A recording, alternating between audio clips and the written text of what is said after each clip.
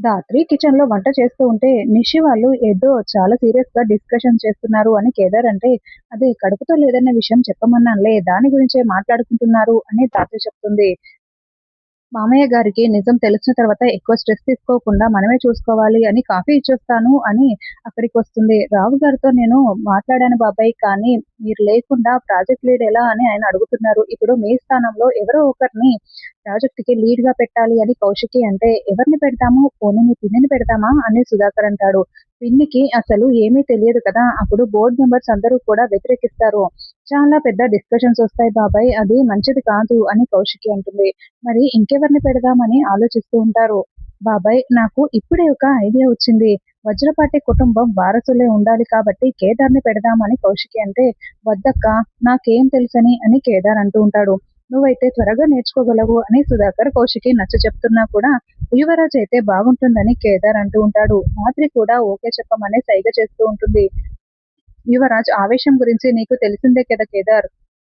పంతానికి పోయి ఆవేశంలో తప్పుడు నిర్ణయాలు తీసుకుంటే కోట్ల నష్టం వస్తుంది. నీకు ఇష్టమైతేనే ఉండు అని కౌశికి అంటే, సారీ అక్క, నేను ఉండలేను అంటూ కేదార్ వెళ్ళిపోతాడు. ఎందుకు కేదార్ ఒప్పుకోలేదు అని రాత్రి వచ్చి నిలదీస్తూ ఉంటుంది. నేను నాన్నతో నవ్వుతూ మాట్లాడితేనే యువరాజ్ సహించలేకపోయాడు. అదే నేను ఇప్పుడు ఆఫీస్‌లో వెళ్లి కూర్చున్నాననుకో, యువరాజ్ ఎంతకైనా తెగిస్తాడు. అందుకే ధాత్రి అని కేదార్ చెప్పడంతో, మంచి పని చేశావు అని ధాత్రి చాలా సంతోషంగా చెప్తూ ఉంటుంది. చూడు నిషి, అదిగో ఆ జగదాత్రి కాసేపట్లో కిచెన్‌లో నుండి వస్తుంది. నీ ప్లాన్ మొత్తం గుర్తుంది కదా అని యువరాజ్ అంటే, ఆ గుర్తుంది. నేను కరెంట్ వైర్ మీద కాలు పెట్టినట్లు నటించాలి. అప్పుడది వచ్చి నన్ను తోసేస్తుంది. నేను కుర్చీపై పడిపోవాలి.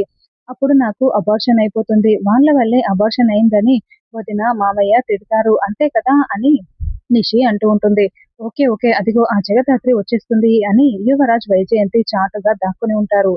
ఇక నిషి చెవుల్లో ఇయర్ బడ్స్ పెట్టుకొని గట్టిగా సాంగ్స్ వింటున్నట్లు, కిందేమో కరెంట్ వైరు ఒకటి కింద పడిపోయి షాక్ కొడుతున్నట్లు మనకి చూపిస్తూ ఉంటారు. అది గమనించేసిన ధాత్రి, నిషి నిషి అక్కడ కరెంట్ వైరుంది, కాలు పెడతావు, తప్పుకో అని కేకలు పెడుతూ ఉంటుంది. నిషి వినపడనట్లు సాంగ్స్ వింటూ ఉంటుంది. అప్పుడు ధాత్రి వచ్చి కాలు పెట్టబోతున్న నిషిని తోసేస్తుంది. ఇంకా ప్లాన్ ప్రకారం నిషి కుర్చీలపై పడిపోయి అమ్మా కడుపు నొప్పి అని కేకలు పెడుతూ ఉంటుంది. ఈ లోపలే యువరాజ్ అక్కడ ఉన్న కరెంట్ వైర్ ని ఎవరు చూడకుండా తీసేసి ఉంటాడు. అయ్యో నిషి నిషి ఏమైంది అని అందరూ అడుగుతూ ఉంటే, ఇదిగో ఈ అమ్మే తోసేసింది అని వైజయంతి, యువరాజ్ నిందలు వేస్తూ ఉంటారు. అది కాదు, కరెంట్ వైర్ ఉంది అని ధాత్రి చూపిస్తూ ఉంటే, అక్కడ కరెంట్ వైర్ లేదే, ఎక్కడ చూపించు అని యువరాజ్, వైజయంతి మాట మారుస్తూ ఉంటారు. నేను చూసినప్పుడు ఉంది అని ధాత్రి చెప్తూ ఉంటుంది. ఈ అమ్మకి కడుపు రాలేదు, నా కోడలికి వచ్చింది అని పోగొట్టడానికే ఇలా ప్లాన్ చేసింది అని వైజయంతి అంటుంది. ముందు డాక్టర్‌ని రమ్మని ఫోన్ చేయండి అని కౌశికి చెప్తూ ఉంటుంది. ఎందుకమ్మా జగదాత్రి అలా తోసేసావు అని సుధాకర్ కూడా అడుగుతూ ఉంటాడు.